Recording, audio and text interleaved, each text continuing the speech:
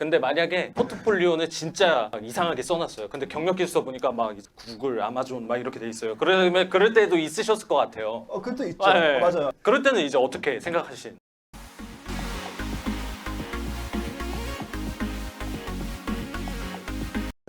다음은 신입 분들에 대한 내용을 한번 보도록 하겠습니다. 이제 첫 번째, 아직 경력은 없지만 서비스 기획이나 PM이나 PO나 프로덕트 매니저나 프로젝트 매니저를 꿈꾸시는 신입분들이나 다른 직무에서 이제 오시는 분들에 대한 내용을 한번 다뤄볼 텐데요. 먼저 신입으로 지원하시는 분들이 준비할 서류에 대해서 이런 게 있으면 좋겠다. 아니면은 저희가 기본적으로 알고 있는 뭐 이력서, 포트폴리오 그 외의 것들이 있으면 좋은지 그 부분에 대해서는 한번 말씀 주시면 좋을 것 같아요.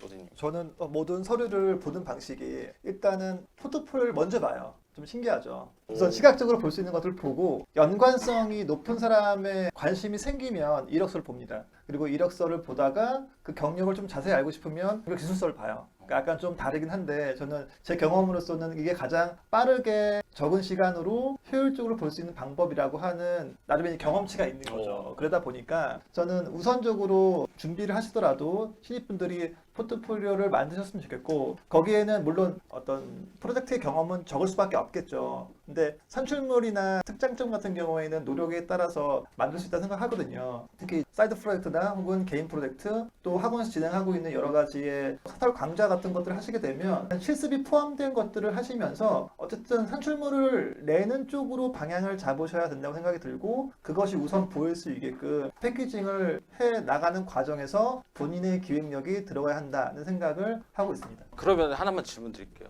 지금 다들 이렇게 바라보고 계셔가지고 재밌는 질문 하나. 근데 만약에 포트폴리오는 진짜 이상하게 써놨어요. 근데 경력 기술서 보니까 막 구글, 아마존 막 이렇게 돼 있어요. 그러면 그럴 때도 있으셨을 것 같아요. 그것도 있죠. 네. 맞아요. 그럴 때는 이제 어떻게 생각하시는지. 그러니까 그럴 수 있죠. 이분의 경력은 되게 화려한데 네. 포트폴리오에서 보여줄 수 있는 게 없거나 아니면 작거나 품질이 낮아. 그럼 저는 안 뽑는 편이에요. 저는 뭐 근거 있게 살려고 노력을 하다 보니까 어쨌든 근거가 없으면 믿지 않는 편입니다. 그걸 검증해야 되는 것도 내 시간이 들어오는 거잖아요. 그러니까 그러한 화려한 수식어보다는 명확한 화면 설계서가 좋다. 이렇게 말씀드릴 수 있을 것 같아요. 알겠습니다. 그 민규님은?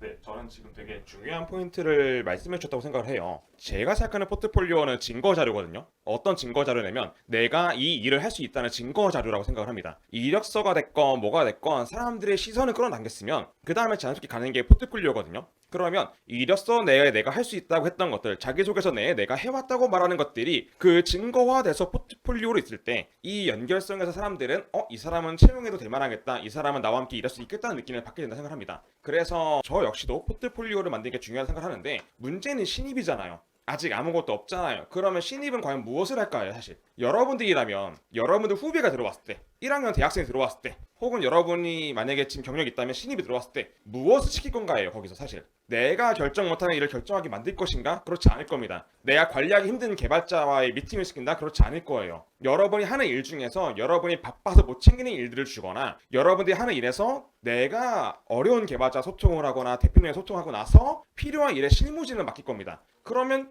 필요한 게 무엇인가? 필요한 증거가 무엇인가? 바로 나오게 되는 거죠. 그런 면에서 저는 사실 조금 더 시스템적인 역기획서를 추천드리긴 해요. 사업의 역기획이 아니라 시스템적인 역기획을 추천 많이 드리긴 하는데 그 이유는 어쨌거나 우리가 들어가서 해야 되는 건 설계예요. 그 설계를 할 수 있게 해주는 능력이 있다, 없다에 대한 판단은 아주 명확하게 기획서로 나오잖아요. 그렇기 때문에 저는 조금 더 이 기능이 어떻게 동작하는지, 이 화면이 어떻게 설계가 되어 있는지, 왜 이렇게 짜이는지, 이 안에 데이터는 뭐가 쓰이는지에 대한 정의가 들어가 있는 역기획이 꽤 괜찮다 생각하고요. 그런데 거기서 끝나는 게 아니라 그걸 토대로 다음에 무엇으로 가는지, 그렇게 간다면 어떤 근거로 움직이는지, 그렇게 할 때 내가 어떤 지표의 변동을 통해서 내 기획이 먹히는지까지 설정해주게 된다면 아마 제가 볼 때는 포트폴리오로 떨어지는 일이 없을 거라 생각합니다. 감사합니다. 근데 두 번째 질문을 먼저 말씀해 주셔가지고 제가 당황스럽긴 한데 네, 괜찮습니다. 그리고 목소리가 너무 좋아서 무섭나요? 저도 사실 이게 정치 막 이런 얘기에 대해서 연설하시는 줄 알았어요. 그러니까 저도 다행입니다. 불꽃 남자님이랑 저 같은 경우는 지금 그 작년부터 올해까지 상담을 하는 사람이 거의 160명 정도 되는데 그중에 신입들 트렌드를 보면은요. 지금 보면 거의 다 프로덕트 쪽을 가고 싶어 해요. 제가 만난 사람들 기준으로는. 그리고 그럴 때 최소 사이드 프로젝트 1개에서 2개는 기본적으로 다 하고 오고요. 그다음에 아까 말한 SQLD라든지 정보 처리라든지 그다음에 GA라든지 이런 자격증들을 가지고 오는 사람들이 그 안에서 경쟁을 하는 걸 지금 많이 보거든요. 그래서 실제로 보면은 이 그런 거 지금 보면 그렇게까지 고생 안 했으면 좋겠지만 현실적으로 경쟁자들이 그렇게 준비를 하다 보니까 그런 정도의 기본 준비가 안 돼 있으면 애초부터 밀리는 경우도 있고 실제로 MVP 앱 스토어에 등록해놓고요 운영하면서 이렇게 지원하는 형태까지 준비하고 그러다 보니까 그렇게까지 할 필요는 원래는 없는데 요즘 상황이라 그러면 최소 사이드 프로젝트를 통해서 회고를 통한 자기의 경험들이라든지 그 과정에 할 수 있는 것들에 대해서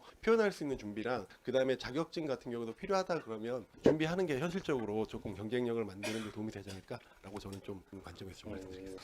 그러면은 두 번째 질문으로 바로 이어가 볼게요. 아무 프로젝트도 없는 신입이 역기획, 사이드 프로젝트, 부트캠프 프로젝트 중 어떤 게 좋다고 생각하시는지 이거 한번 여쭤보고 싶어요. 어떤 게 가장 뭐 인하우스 에이전시 뭐 차이, SI 차이를 얘기해 주셔도 되고 본인의 생각을 한번 말씀해 주시면 좋을 것 같습니다. 로디님. 만약에 제 팀원을 뽑을 수 있는 기회가 있다면 또 그분이 만약에 어제 졸업하셔가지고 정말 이제 취준을 하시는 분이라고 한다면 마켓컬리 모바일을 리뉴얼 해봐라 이러한 과제를 드릴 것 같아요. 거기에 저는 모든 게 다 담겨 있을 것 같거든요. 이 서비스를 바라보는 관점이나 바꿨을 때 UI를 어떻게 구성해야 될지 또 그 근거를 어떻게 조치해야 되는지 그런 부분들이 다 담겨서 리뉴얼에 해당하는 화면이 나올 거라 생각하고 뭐 다만 그 분량을 뭐 많이 줄 수는 없겠죠. 한 4페이지 정도 메인 페이지, 목록, 상세, 장바구니 정도 해보면은 이분이 어떤 점이 부족한지가 명확하게 알 수 있을 것 같아서 만약에 기회가 된다면 저는 그러한 역계획이지만 좀 리뉴얼이라고 하는 관점, 사용자의 사용성을 개선하는 관점에서 해보라는 추천을 드리고 싶어요.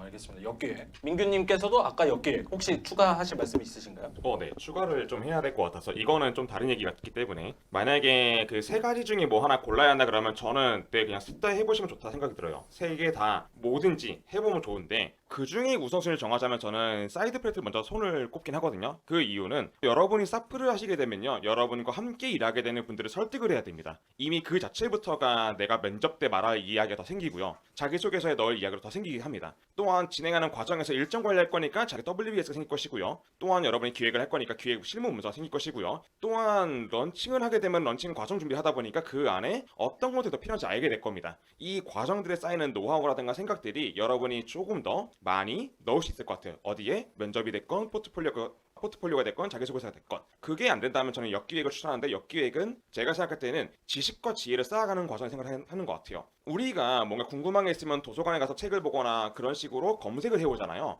근데 저는 그러한 도서관의 입장으로 역기획을 하는 게 좋다고 생각하거든요. 내가 역기획을 얼마나 많이 했냐가 내 안에 얼마나 많은 책들이 있냐가 되는 것이고 그러면 여러분들이 필요한 일을 꺼냈을 때 되게 좋다 생각합니다. 저는 그게 두 번째가 될 것 같습니다.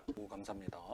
네, 저는 개인적으로는 사이드 프로젝트를 좀 추천드리고 싶고요. 이게 이제 사프라는 개념 안에 기획의 개념이 또 들어가긴 한데, 그러니까 스킬적으로 이렇게 피그마를 통한 이 와이어프레임이나 이런 것들 그리고 정책을 만들고 이런 것도 들어가는데 그 안에 뭐 어떤 개념이 들어가냐면 Z까지 경험을 해보면서 소위 말해서 그 JD에 나오는 애자일 기반의 지라를 사용해서 내가 스크럼을 경험해봤다. 그리고 그 안에서 아이디에이션 하는 과정부터 실제로 뭔가 데이터를 만들어가는 과정이라든지 이런 것들이 이 회사에서 신입을 원할 때 그런 그 과정의 경험을 조금 해봤다라는 어필하기에는 사프가 저는 좀 유리하다고 보고 그다음에 사이드 프로젝트를 할 때 만약에 준비할 여유가 된다면 저는 개인적으로 2개 정도 해볼까. 신입 같은 경우는 이제 취업 준비하는 시간들이 있잖아요. 일을 하면서 하는 게 아니니까 그런 경우에는 첫 번째 사이드 프로젝트 할 때는 제가 상담하면서 많이 좀 정보를 받다 보는데 사프하는 그런 조직들이 팀 빌딩까지는 지원을 해주는데 그 다음부터는 거의 체계를 안 잡아주는 경향이 좀 있거든요. 그래서 저는 이제 그런 체계를 좀 잡아주는 걸 해볼까도 생각을 하는데 아직 제가 여력이 안 돼서 못하는데 그런 체계가 없는 상태에서 진행을 하다 보니까 실패를 많이 하거든요.